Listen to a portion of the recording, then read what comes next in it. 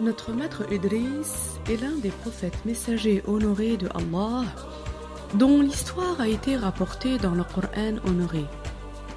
Le plus connu de ce qui a été dit, c'est qu'il est Idriss, le fils de Yard, le fils de Mahlaïl, et il s'appelle également Akhnour. Sa lignée remonte jusqu'au prophète de Allah, Shith, le fils de Adam. On dit qu'il a été appelé Idriss par dérivation du mot dirasa, étude, parce qu'il avait étudié les livrets révélés à notre maître Adam et à son fils Shith. Ibn Hibban, dans son Sahih, du hadith de Abu Zar, que Allah l'agrée, a rapporté que le prophète, sallallahu alayhi wa sallam, a dit ce qui signifie: Ô Abu Zar, 4 sont syriaques: Adam, Shith, Akhnour, qui est Idriss, et il était le premier à avoir utilisé le kalam, ainsi que Nuh. Notre maître Idriss, sallallahu alayhi wa sallam, est le 3e prophète après Adam et Shith. Il est né en Irak, dans la ville de Babil.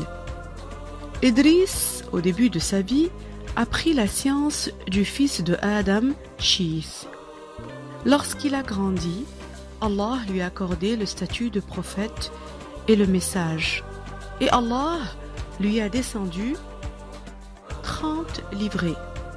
Ainsi, il a été appelé à l'application de la loi de Allah, édifiée sur la religion de l'islam, dont le fondement est de n'adorer que Allah lui seul et de croire que nul autre que lui ne mérite l'adoration qu'Allah, puisqu'il est le créateur de toutes choses et que toute chose lui appartient. Il est sur toute chose tout-puissant. Toute chose n'arrive dans ce bas monde que par sa volonté, par son vouloir, et Allah n'a aucune ressemblance avec ses créatures. Rien n'a de ressemblance avec lui parmi ses créatures. Ainsi, Adam, qui a vécu 1000 ans avec son épouse Hawa et ses enfants, qui étaient de sa descendance, tous étaient sur la religion de l'islam. Ensuite, après la mort de notre maître Adam, les humains ont vécu encore 1000 autres années sur la religion de l'islam, qui est la religion de Shith et de Idriss.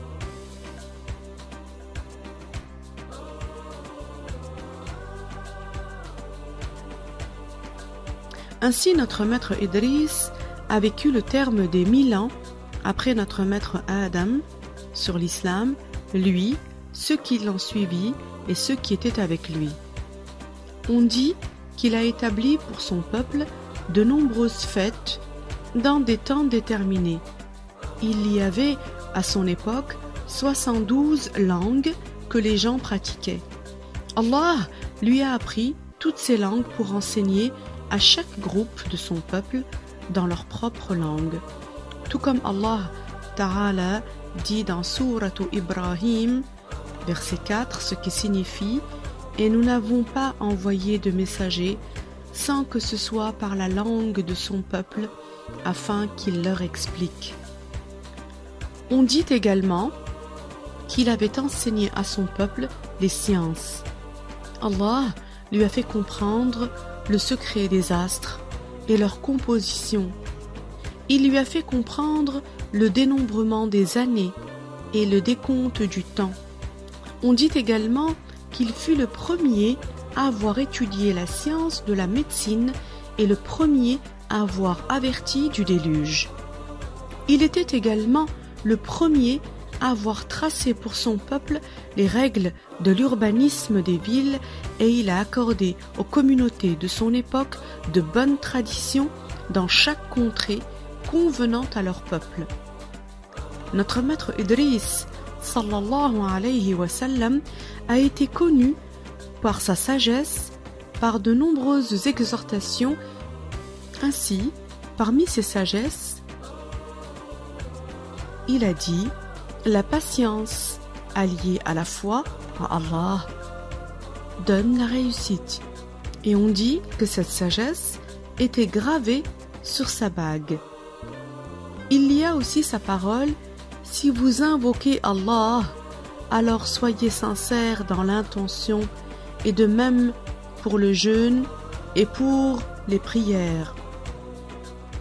Parmi ces sagesses également, évitez les choses acquises issues de sources viles, et aussi celui qui veut atteindre la sincérité et l'œuvre de vertu, qui laisse tomber de sa main les outils de l'ignorance et les mauvais actes. Parmi ces exhortations également, il y a la vie de l'âme, c'est la sagesse, et aussi ne jurez pas par le nom de Allah dans un mensonge.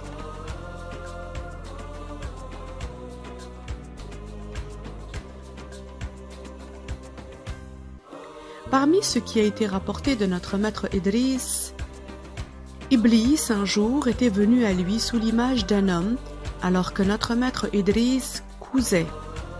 Chaque fois qu'il introduisait ou qu'il tirait l'aiguille, il disait Subhanallah walhamdulillah. Iblis le maudit était venu avec une peau de fruit et lui avait dit: Allah Ta'ala peut-il faire que ce bas monde rentre dans cette pelure? Alors notre maître Idriss lui dit: Allah Ta'ala a la toute-puissance de faire que le bas monde rentre dans le trou de cette aiguille. Et il piqua de l'aiguille un des yeux de Iblis, ce qui le rendit borgne. Quant à la parole de notre maître Idriss, que Allah peut faire que le bas monde rentre dans le trou de cette aiguille, il a visé par là que Allah peut rendre ce bas monde plus petit que le trou de l'aiguille et le faire rentrer dedans, ou rendre le trou de cette aiguille plus grande que ce bas monde et faire que ce bas monde soit dedans. Allah est en effet sur toute chose tout puissant. Seulement Idriss n'a pas détaillé la réponse pour lui, parce que Iblis n'est qu'un entêté, et c'est pour cela qu'il l'a rétribué pour cette question en le piquant à l'œil.